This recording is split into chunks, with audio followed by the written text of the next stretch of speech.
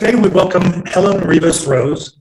She will be discussing something that all of us have experienced, or I believe all of us have, over the past 2 years, and that is social isolation. How many of you have felt isolated or forced into isolation over the past 2 years? During the height of the pandemic, we were told to self-isolate, keep away from everyone, even family members, stay in our homes, don't socialize. For most of us, social isolation will fade away over time. We have already gone back to our previous social activities, but for some in this world, isolation is a way of life. Our speaker is an expert on that subject, and Helen is an award-winning author of a book, Brave, A Painfully Shy Life. Her book is a powerful account of her own severe shyness and social isolation and the path she took to overcome it. Social isolation and shyness is a invisible problem that affects about 1 in every 20 people. Helen was born in Connecticut and spent her early days on Prince Edward Island, not so bad. She's traveled extensively and before she moved to Maine. She has taught in numerous schools, from Berlitz in elementary school to adult education courses. And it wasn't until she felt desperately isolated that she sought professional help. She then spent a couple of decades recovering from being an outcast to fully enjoying life. Her memoir describes the entire life and includes a self-help guide for overcoming shyness. Ellen, thank you for being here today, and please tell us how to return to social activities. Thank you very much, Ron. Good morning, everybody. And thank you very much for welcoming me to discuss social isolation. I am leaving time at the end for you to ask questions, but I don't mind if you want to put your hand up at any time and ask a question. Sure.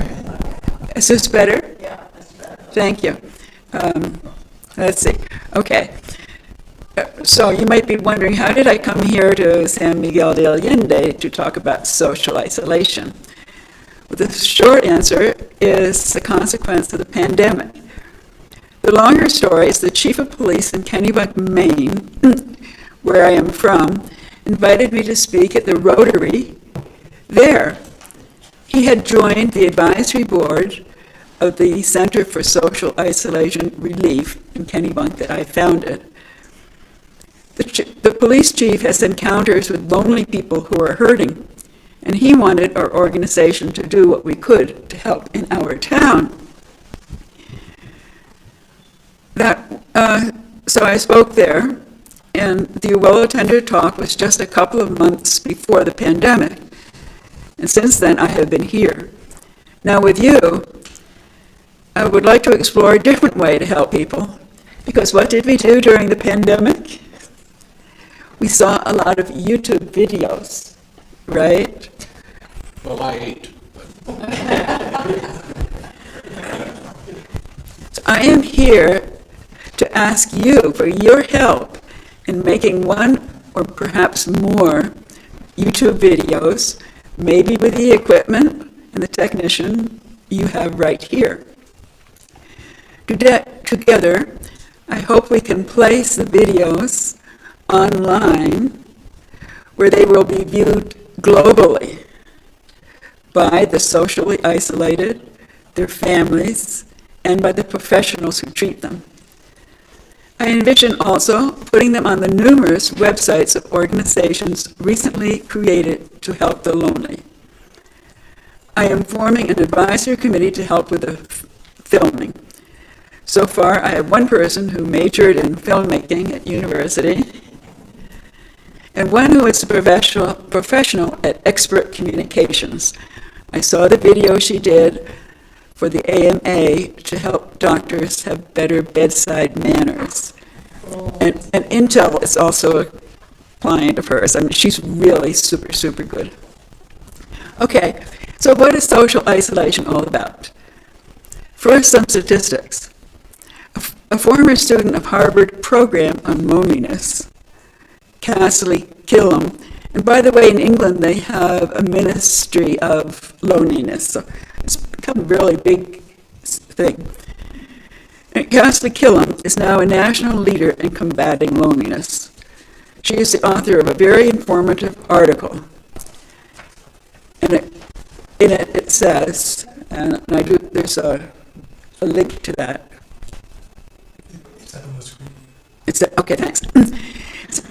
Even prior to the pandemic, 24% of older adults were socially isolated, and 43% felt lonely, putting them at a heightened risk for heart disease, dementia, and early death, and leading to an estimated $6.7 billion in additional Medicare spending each year.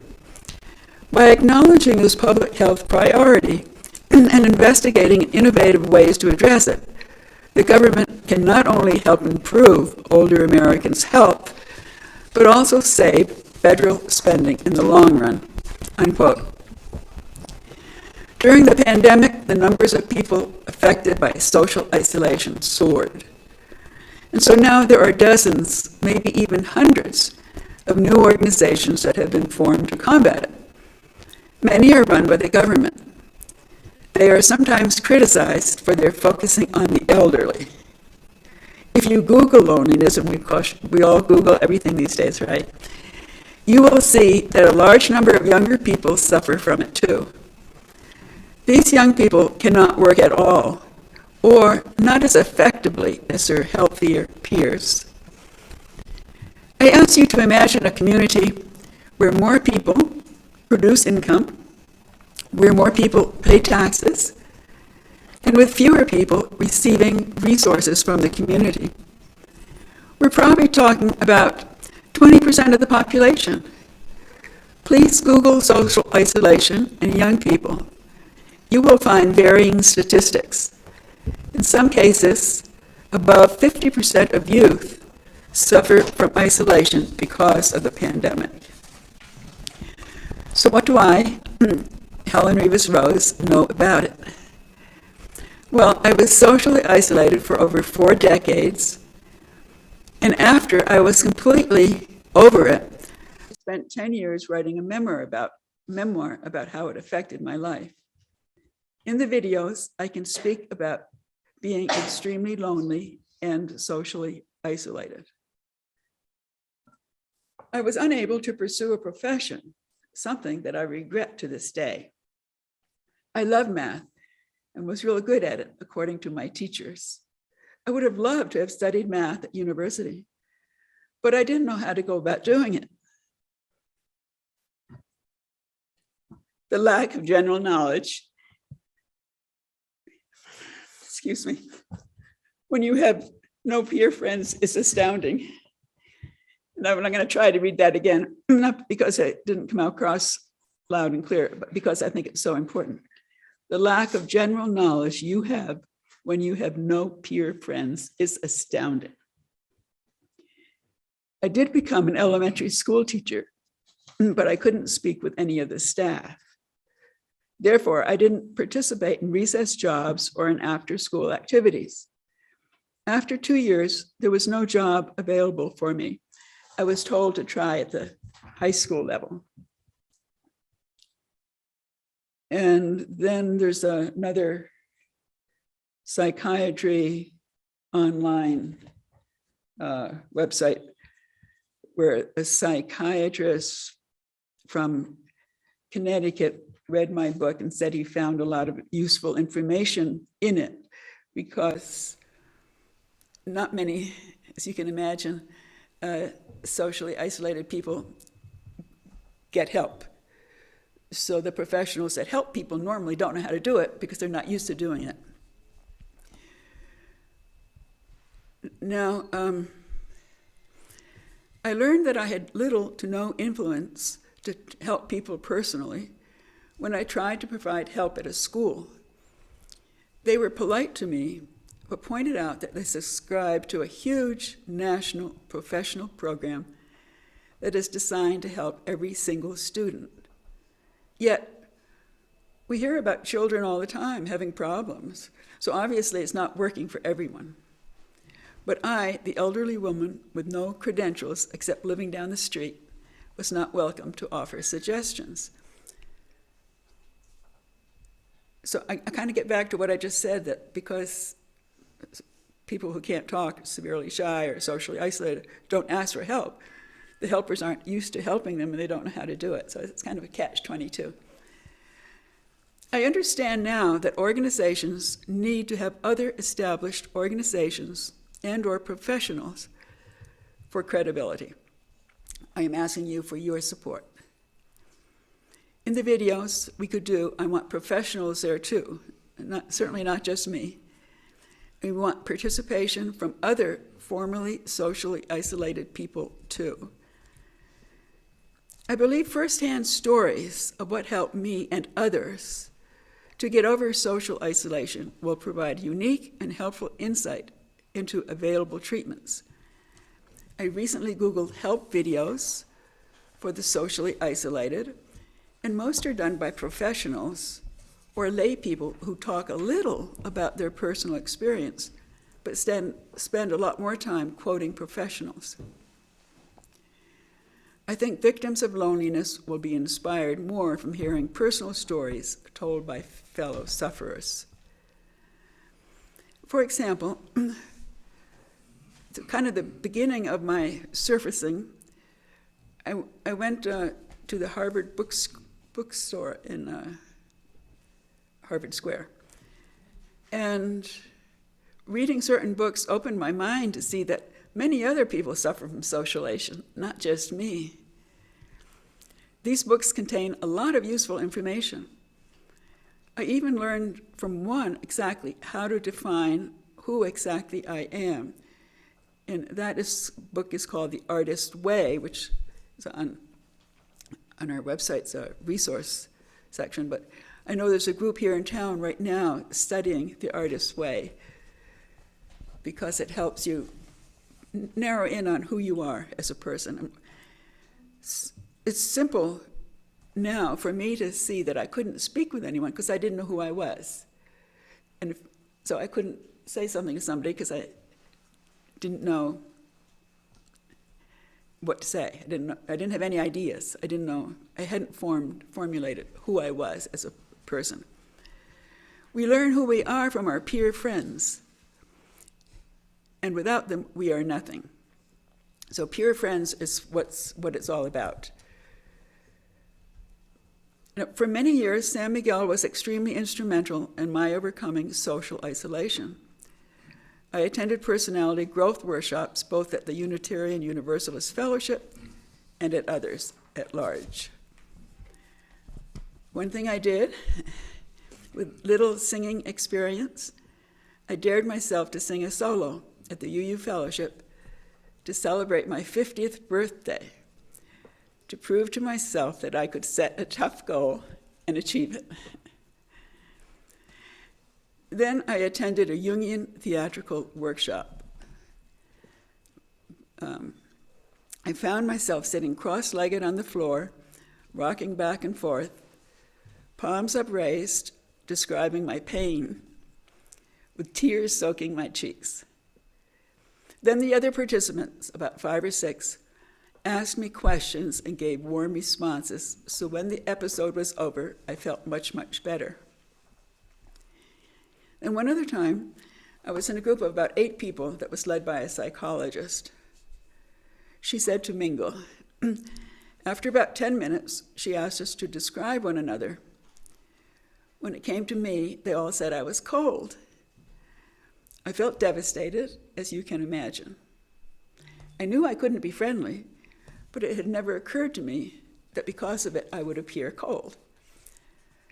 The psychologist scheduled a follow-up session, I believe mostly for me, and gave me some suggestions. At that time, I was a volunteer director of a nonprofit tax-exempt art gallery in Maine, which helped me more than anything to get to mingle with people, and creative people at that. And when I returned there that winter, our very first exhibition was about mothers. How was I going to be warm with the artists and visitors when the relationship I had had with my mother had been strained? And now knowing, in addition, from this feedback that I was a cold person.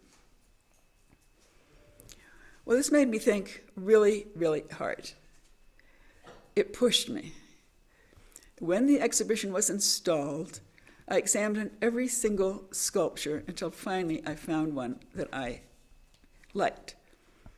Then during the opening, I reminded myself constantly to smile, to be enthusiastic about the exhibition, and to show warmth. And it went well. I did it. So I took that workshop here in San Miguel to produce a powerful change in me. Now, it's very difficult to reach people who suffer social isolation. At the Kennebunk Library, the Center for Social Isolation Relief offered a free roundtable conversations led by a professional for anyone suffering from social isolation. The library advertised each week for 2 months, and not one person came. When you are socially isolated, you stay at home, you watch, and you can get help from videos. And that's why I hope our YouTube videos might just be a very good solution. So, thank you very much. Well, I would imagine a lot of people have questions. I'd kind of like to start. I would imagine for somebody that is afflicted with this condition, it's got to really be tough for you to do any public speaking. It's not easy, no. No? I didn't get much sleep last night, but Oh, heck, no, you know, really? you know what doesn't matter. Yeah. I'll sleep well tonight. And I think it's really important. I think I'm here for, I really want the support that I'm asking for, because I don't see anybody else doing it. And, you know, like they have, different things have a 1 week or 1 month a year focus, like cancer or whatever, and have 1 week a year focus on the socially isolated people, so that, you know, we really, but yes, no, it's. Now, you probably didn't have any problem. I mean, if you're by yourself and writing a book, you're able to, you know, put yourself, your whole self, into writing that book. It's a good outlet, writing. It wasn't cathartic. Everybody kept saying to me, I bet it's really cathartic to write. And I said, no, it was terrible. Really, yeah, it was really painful to bring back all those memories. On the YouTube videos that you're looking for assistance on, tell me a little bit about what you're looking for. What's the what are people supposed? Is the subject matter up to them? It doesn't really matter what it is. Well, the subject matter is how to relieve oneself from social isolation, how to get over it. So you're looking for YouTube videos from people that are, you know, somewhat shy. I'm looking for us to make YouTube videos. Pardon? I'm looking for us to make the videos. Oh, okay, all right. Okay. And I think they would be simple. I don't see it as being complicated or not at all expensive. As you know, I know of a couple of professionals who might want to participate, but if they don't, we all know that there's someone somewhere who can join us on Zoom. So I think we can get the appropriate people. But what I think is really important is to have personal people telling their stories. Gotcha. Question? Is there anything in your life that you think started you down this road? Was there some event or some series of events? Yes, and that I was that way by the time I was about 3 years old. And if I had to do my book, if I were to do my book over again, I would use the word social isolation instead of shyness. In my household, I have a 2-year-old brother, but I was born just at the time of 1942, and my dad was older, and my mother was older too. He had been in World War I. World War II came along, and he was in charge of oil tankers. He was working 24/7 for like 4 years. So the atmosphere in my house wasn't very great. And because my parents were older, they didn't have younger friends with little children. So I didn't learn how to hobnob with toddlers. And there was an experiment done in New Zealand in 2015, and it was very revealing for me, and it's on the resources there. The BBC announced it.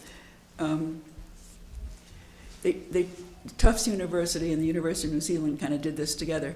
They got 1,000 children before the age of 3, and they examined their brains, and there were about 20% of the kids that were not fully, their minds weren't as well developed as other children's minds, for whatever reason.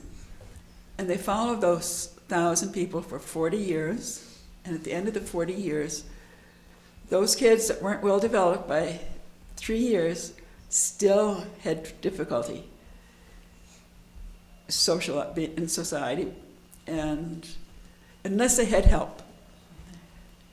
When those people, 20%, they were using up 80% of all health dollars. So it's a sickly type group. So, but that's just my experience.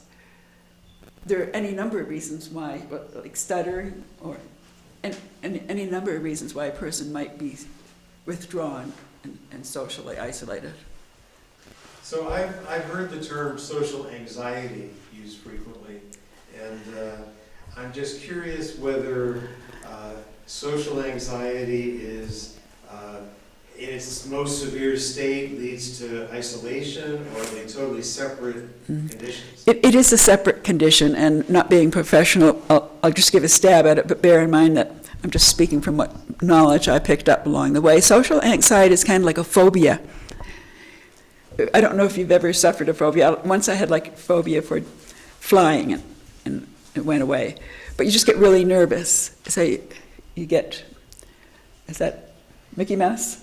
That, no. Okay. So it's more getting acute nervousness when you enter a certain place because you're afraid of what's ever at that place. So it's different. Melody, did you have a? I did, but it's gone away. So. I'll share something. I, like Ron, and nobody here will believe this ever. No. But I was an extremely shy child, but I did have my mother. I remember arriving to the States from Cuba when I was almost 7, and I was petrified because I didn't know the language either. And at that very moment, my mother really started working with me, and everything changed. But I was an extremely shy child. And believe me, you don't know me, but I'm not now. But she worked with me tremendously. Yeah. And she was very outgoing and had a great, incredible personality. Yeah. And she helped me a lot. That's wonderful. Yeah. I do remember my question. You, in this New Zealand study that you were talking about, was it the New Zealand children? Yeah. So they found their minds weren't as developed as the other children were, maybe 20%.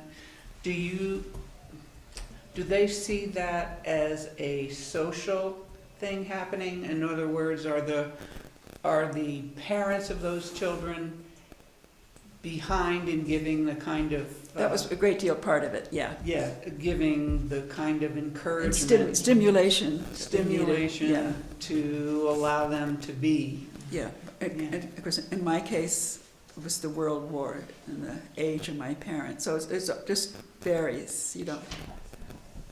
Yeah, there's all kinds of circumstances that could cause that. Do we have anybody, Ron, anybody want to have a question on Zoom out there?